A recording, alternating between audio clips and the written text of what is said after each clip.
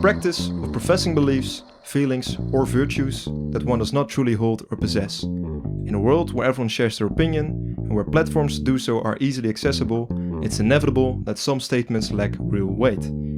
Just because the masses shout something together doesn't mean it's grounded in reason. Just because everyone says it, it doesn't make it true. And just because everyone is wrong, doesn't make it right to be wrong.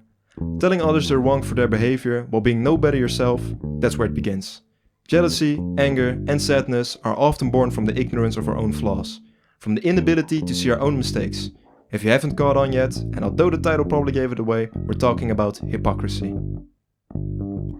Disclaimer: I'm not a scholar or an authority on this subject, and I'm not in a position to tell anyone what's right or wrong. I'm just sharing my personal thoughts and understanding. So, where does this all come from? There have been many studies, but the one I cherry-picked is from Leon Festinger. He explained how hypocrisy often stems from a feeling of discomfort when what we believe doesn't match what we do. To feel better, people make excuses for their actions or change their beliefs. And that leads them to criticize behavior they themselves are guilty of. This explains why someone might say one thing is wrong, yet they still do it. To put it simply, we try to make ourselves look better, knowing we're imperfect, filling up that hole with words instead of actions. This concept has been around since ancient times. It's not new. We're all familiar with it, because we've either seen it, experienced it, or if we're truly honest, done it ourselves. Whether it's a smoker telling someone not to smoke, a gambler warning others about gambling, or a cheater telling you not to cheat, it all fits. Now, to be fair, just because someone has done something doesn't mean their word is meaningless. Sometimes they're simply warning others from personal experience. But when it comes to virtues, people often expect others to live up to the standards they don't live up to themselves. A parent gets mad at a child for not following a path they themselves never pursued. Someone refuses to date a woman because of her past, even though he himself has slept with many as well.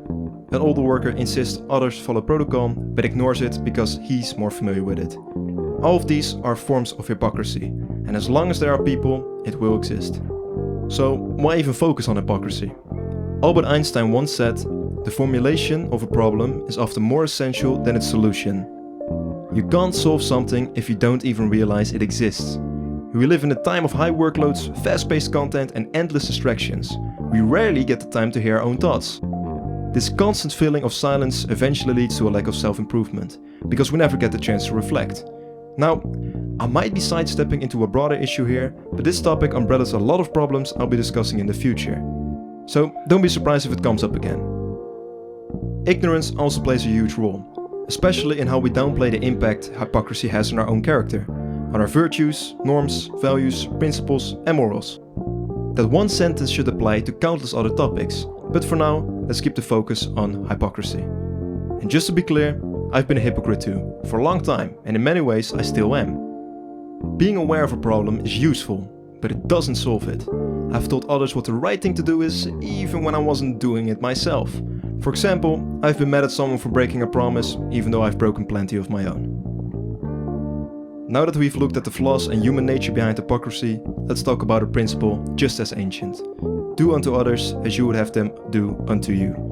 Otherwise known as the Golden Rule. Hypocrisy ends where the Golden Rule begins, because its very nature demands that you treat others the way that you'd want to be treated. But here's the problem with the Golden Rule. You have to be the better person in the situation. For example, you'd want someone else to remain calm when you get angry, but when someone lashes out at you, it's hard to keep you cool. Or let's reverse it. You don't want to be punished even when you've done something wrong. So you can't go around punishing others just because they did wrong by you. See, the Golden Rule sounds simple on paper, but it's difficult to live by. Because it holds up a mirror at the exact moment you don't want to see yourself. And when you add emotions into the mix, you get irrationality. But here's the thing. Although emotions can be felt, your brain is bigger than your heart. Use that before you act on those feelings. To sum it up, we're all imperfect. And we say it out loud, but we don't want to confess. Hypocrisy is just there to keep our pride and disbelief of who we truly are in cover. And the road to being that better person you wish you were, or simply claim to be, is paved by shame and a realization that maybe getting the receipts before you claim your purchase is the better option. And as always, for those who are watching, thank you for your time.